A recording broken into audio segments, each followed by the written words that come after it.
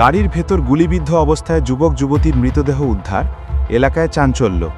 বুধবার সন্ধ্যায় উদয়পুরের হোলাক্ষেত rail bridge সংলগ্ন এলাকায় একটি সাদা রঙের হুন্ডাই প্রাইভেট গাড়ির ভেতর থেকে গুলিবিদ্ধ অবস্থায় এক যুবক ও এক যুবতীর মৃতদেহ উদ্ধার করেছে পুলিশ। ঘটনায় এলাকায় ব্যাপক চাঞ্চল্যের সৃষ্টি হয়েছে। ঘটনাস্থল থেকেই একটি দেশীয় পিস্তল উদ্ধার করা হয়েছে।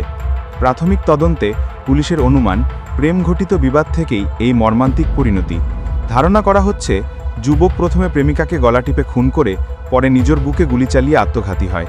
মৃত যুবকের নাম সোহেল মিয়া, যুবতীর নাম জান্নাত আক্তার।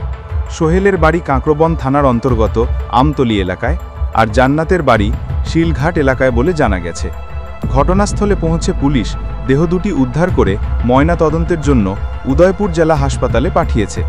পুলিশ ঘটনার কারণ ও প্রকৃত সত্যতা জানতে তদন্ত শুরু করেছে।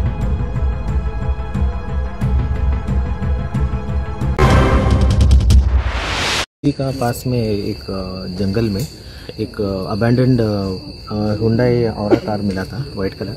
उसके पीछे एक लड़का और लड़की था। लड़की शायद स्कूल का बच्ची थी, उसका ऑलरेडी डेथ हो गया था, और लड़का जो है वो सीवियर इंजर्ड कंडीशन में था। उसका चेस्ट पे एक बुलेट इंजरी था, तो इमीडिएटली हमने शिफ्ट किया, तो वो भी बीच रास्ते में वो भी मर गया है। और पीओ के पास ही एक पिस्तल भी मिला है।